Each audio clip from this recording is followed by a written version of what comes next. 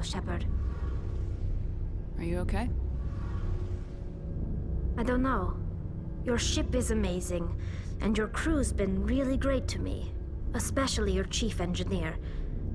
But I just sort of feel out of place. The Normandy runs so smooth it feels like we're not even moving. And the engines are so quiet. How do you sleep at night? The silence wakes you up? Back on the flotilla, the last thing you want to hear is silence. It means an engine's died or an air filter shut down. I guess you don't have to worry about that here. But old habits die hard. But it's more than just the silence. This ship feels so empty. It's like half the crew is missing. Back home, I couldn't wait to go on my pilgrimage. I couldn't wait to get away from the crowds. Now that I'm out here, I kind of miss them. Sometimes we don't appreciate what we have till it's gone. That's true. I'm starting to wonder if that's what the pilgrimage is really about. It's given me a whole new perspective on my people and our culture.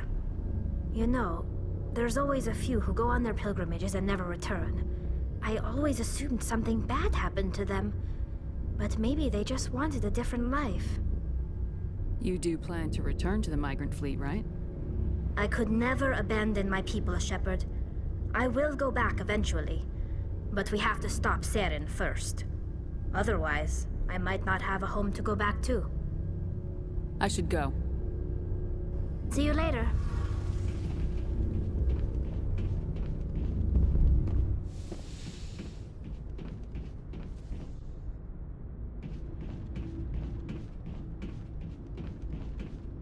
So, we've got Saren on the run. It won't be long now. Saren's good, but I'm better. Good? He's rotten. To the core. I could tell as soon as I met him. Why didn't you tell me this sooner? I would've if I thought it was important. I think I'd like to hear about it just the same. This was a while ago. A bunch of mercs were bragging about a job out near the edges of the Terminus systems.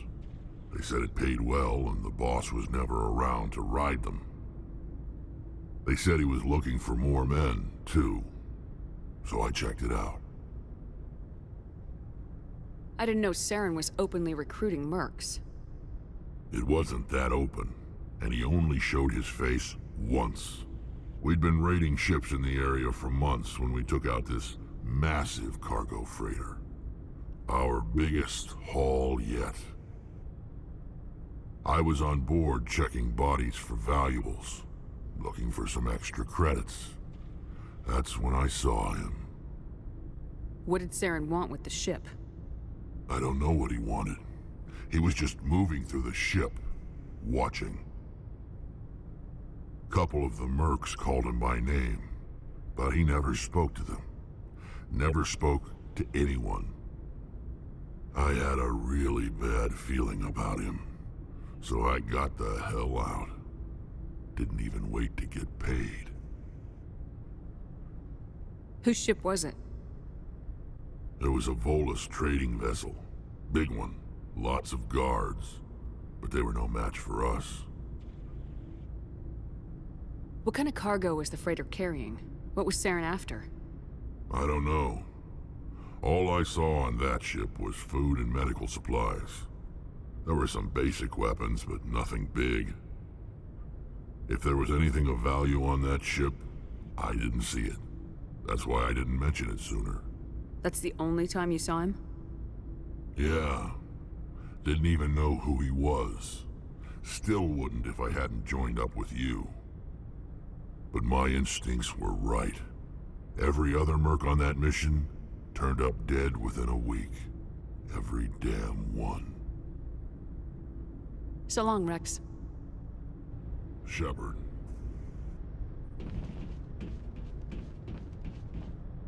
Commander?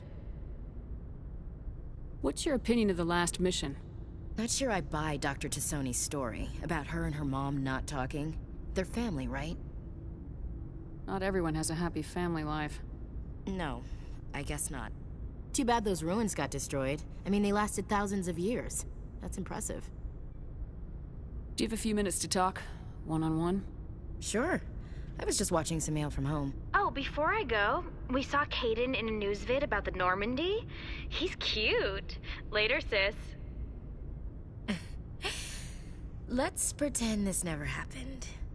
Are you interested in the Lieutenant, Chief? No, ma'am. And anyway, Scuttlebutt says he's already sweet on someone. What's up? You didn't come by to eavesdrop on family mail. Your family seems to be important to you. Yeah, we've always been close. Me and my sisters especially. With Dad on duty so much, I had to help Mom raise them.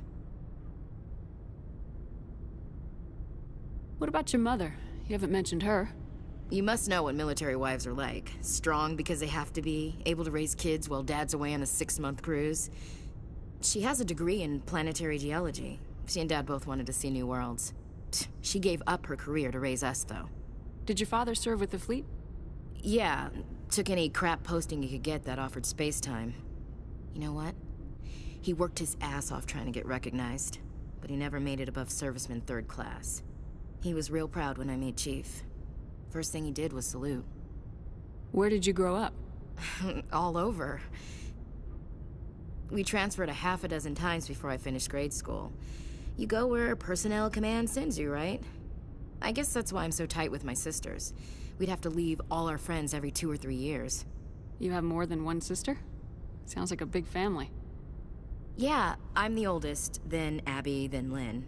Sarah's the youngest. She's still in high school. With 4 girls, Dad used to say he felt more outnumbered at home than on maneuvers. After helping raise them, your sisters still talk to you? Amazing. Things were tense between Sarah and me for a while. Then we bonded. Sounds like a story. Feel like sharing? Sarah got herself a boyfriend who wanted to go faster than she did, Mike. I didn't think he was a bad kid, just pushy. Lynn would send me these worried vid mails, and I'd tell her to relax. Where were you when this was going on? I was on active duty. Sarah's graduating high school this year. This was only a couple of years back. They were on Amaterasu. At the time, I was assigned to Chernobog. Same cluster, but a dozen LY away. Close enough to talk regularly, too far to make it back in an emergency. I couldn't afford a fast packet flight. Sounds like that situation didn't last. Mike thought they'd go for a romantic walk in the woods, 'cause he figured it was past time they did the deed. She levered Mike face first into a tree and left. Didn't have a scratch on her. Good thing Mom and Dad had us all learn some kind of self-defense. I took emergency leave and walked Sarah to school for a few days. You said all of your sisters learned self-defense? Lynn did pistol practice, but didn't like it. She's kind of nervous. Sarah took Aikido. Abby decided to learn the sword. She always was a little weird. Likes big skirts and tops you have to tie her into. They do great things to her figure, though. So, what did you learn? One of Dad's friends taught me Marine hand to hand.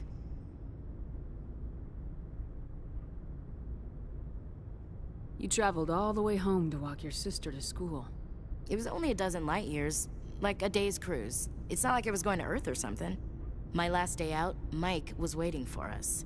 Sarah had told her friends, so everyone at school knew what he did. He wasn't happy. I wanted to snap him in half, but Sarah gave me this look, this, let me handle it, I need to do this alone look. She kept her cool, God bless her, as he screamed in her face.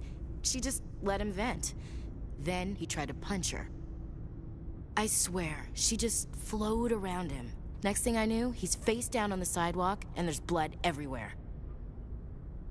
She cracked him in the face. Good. When he swung, she wasn't there anymore, and he fell. She helped him stop the bleeding and had me call an ambulance. She told the paramedics he fell. Before they took him to the hospital, Mike touched Sarah's arm. I thought he was gonna end up on the ground again. But he hung his head, whispered, "I'm sorry," and started crying. And she hugged him.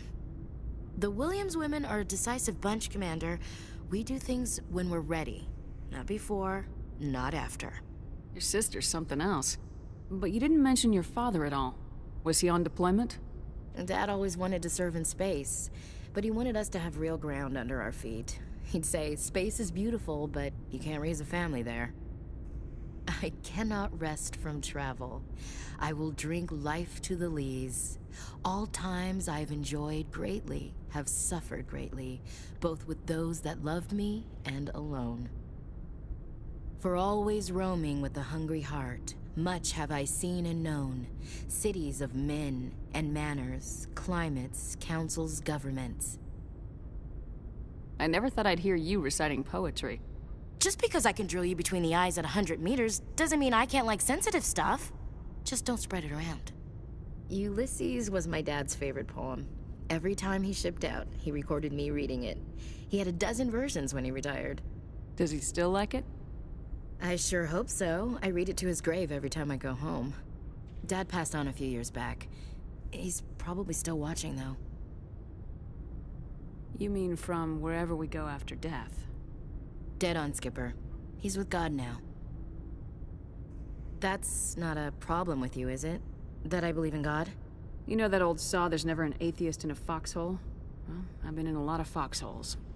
Yeah, I guess you have. I've met a few people who were really weirded out by my faith. Because I work in space, I can't believe in a higher power? Jeez. Hello, have you people looked out the window? How can you look at this galaxy and not believe in something? I should get back to my duties. Didn't mean to take up so much of your time. Dismissed, Chief. Ma'am.